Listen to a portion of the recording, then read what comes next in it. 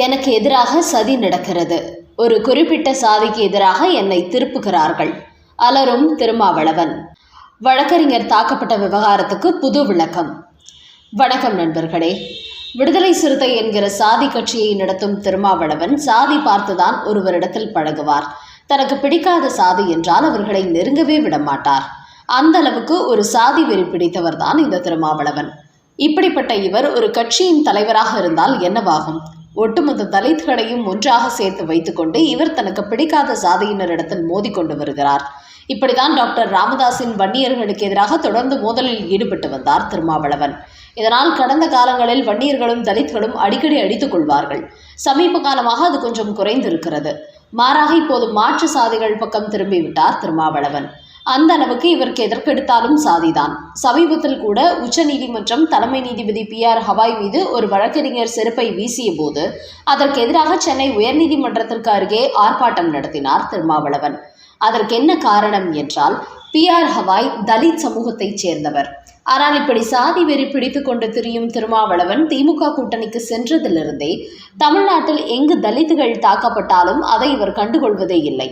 அப்படி தலித்துகளுக்கு ஆதரவாக தான் குரல் கொடுத்தால் திமுக கோபித்துக் கொள்ளும் என்பதனால் அரசியல் ரீதியாக தலித்துகளுக்கு எதிரான அரசியலை செய்து கொண்டு வருகிறார். இப்படி தலித் கட்சி நடத்தும் ஒருவர் பாதிக்கப்படும் தலித்துகளுக்கு எதிராக இருப்பதால் தான் அவர் மீதான விமர்சனங்கள் அதிகரித்துள்ளது. இந்த நிலையில் தான் சென்னையில் வழக்கறிஞர் ராஜீவ்காந்தி என்பவரின் ஸ்கூட்டர் மீது திருமாவளவனின் கார் மோதி விவகாரம் தற்போது பெரும் சிக்கலை ஏற்படுத்தியிருக்கிறது. திருமாவளவனுக்கு எதிராக பார் கவுன்சில் சென்னை உயர்நீதிமன்றத்தில் வழக்கு தொடுத்துள்ளது. சாதிக்காகவே ஒரு கட்சி நடத்தி அந்த கூட்டத்துடன் சேர்ந்து கொண்டு ரவுடிசம் செய்து கொண்டு தெரிவதால் இதை காரணம் காட்டி தேர்தல் ஆணையத்தில் புகார் அளித்து அவரது கட்சியை தடை செய்ய வேண்டும் என்று பார் கவுன்சில் வழக்கறிஞர்கள் திட்டமிட்டு வருகிறார்கள். அதன் காரணமாக தமிழ்நாடு முழுக்க திருமாவளவன் கட்சியினர் ரவுடிசம் செய்து வரும் பட்டியலை எடுத்து வருகிறார்கள். அது அனைத்தையும் ஒன்று திரட்டி இந்திய தேர்தல் ஆணையத்தில் கொடுத்து சாதி மோதலை ஏற்படுத்த வேண்டும், வன்முறையில் ஈடுபட வேண்டும் என்பதற்காகவே இப்படி ஒரு கட்சியை நடத்தி வருகிறார் என்கிற புகாரை தெரிவித்து அந்த கட்சியை தடை செய்ய கோரிக்கை வைக்கவே தற்போது திருமாவளவனுக்கு எதிரான ஆதாரங்கள் திரட்டப்பட்டு வருகின்றன. இந்த பரபரப்பான சூழலில் தன் மீது தொடுக்கப்பட்ட வழக்கு குறித்து நேற்று ஒரு தகவல் வெளியிட்டுள்ளார். அதில், நான் காரில் சென்று கொண்டிருக்கும் போது அந்த வழக்கறிஞர் தம்பிதான் தேவையில்லாமல் எனது கார் ஓட்டுநரை தவறான வார்த்தைகளால் திட்டினார். நான் சென்ற கார் அவரது ஸ்கூட்டரில் இடிக்காமலேயே அப்படி திட்டினார். அத்துடன் அந்த காருக்குள் இருப்பது நான் என்று தெரிந்த பிறகுதான் அவர் ரொம்ப ஓவராக பேசினார்.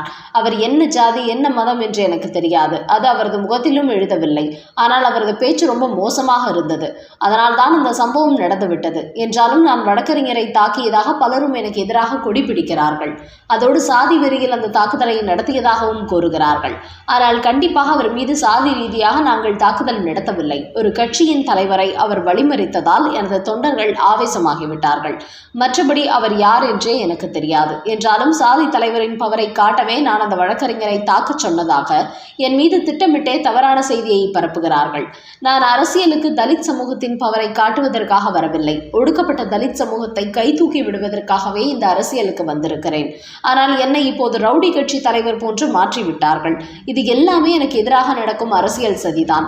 குறிப்பாக சொல்ல வேண்டும் என்றால், அந்த வழக்கறிஞர் விவகாரத்தில் பாஜகவும் RSSம் எனக்கு எதிராக சதி செய்து விட்டார்கள். அதனால் தான் இந்த விவகாரம் இந்த அளவுக்கு பெரிதாகிவிட்டது. அதோடு இப்போது நீதிமன்றமும் இந்த வழக்கை கையில் எடுத்து எனக்கு எதிராக திருப்ப பார்க்கிறார்கள். உண்மையிலேயே என் மீது தவறு இருந்தால் நான் அதற்கு மன்னிப்பு கேட்டிருப்பேன். என் மீது எந்த தவறும் இல்லை என்பதனால் தான் இன்னும் இறங்கி வராமல் இருக்கிறேன். அதனால் என் மீது தான் தவறு இருப்பது போன்று போலவே இந்த விவகாரம் ஜோடிக்கப்பட்டு வருகிறது.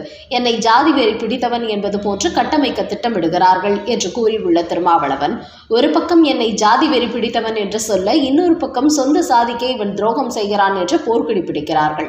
திமுக கூட்டணியில் இருப்பதால் கூட்டணி நலனுக்காக மட்டுமே நான் பேசுவது போன்று ஒரு தோற்றத்தை ஏற்படுத்துகிறார்கள்.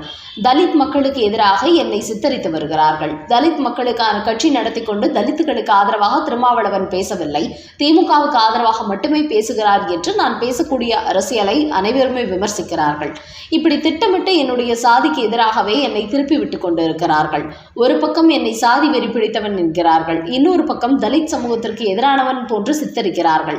அந்த அளவுக்கு என்னை சுற்றி ஒரு மோசமான அரசியல் நடந்து கொண்டிருக்கிறது. அதோடு சென்னை உயர்நீதிமன்றத்தில் பார் கவுன்சில் தேர்தல் வருவதால் என்னுடைய விவகாரத்தை அனைத்து வழக்கறிஞர்களும் பெரிதாக்குகிறார்கள். என்னை குறிப்பிட்ட சமூகத்துக்கு எதிராக முன்னிறுத்த முயற்சிக்கிறார்கள். அதோடு இந்த விஷயத்தில் நான் முதலமைச்சர் மு.க.ஸ்டாலின் உதவியை நாடியதாகவும் அவர் எனக்கு பின்னால் இருப்பதினால் தான் நான் தைரியமாக பேசுவதாகவும் கூறுகிறார்கள்.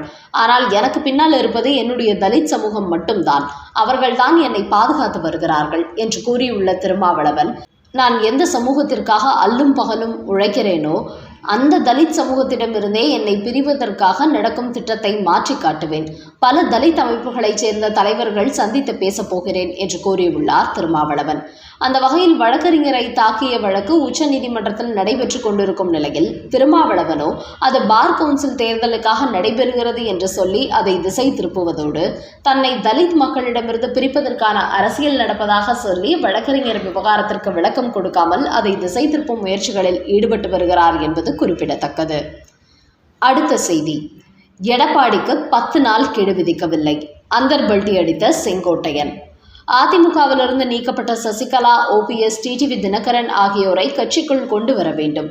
அப்போதுதான் 2026 சட்டமன்ற தேர்தலில் வெற்றி பெற முடியும் என்று தனது கருத்தை கூறி வந்தார் முன்னாள் அமைச்சர் செங்கோட்டையன்.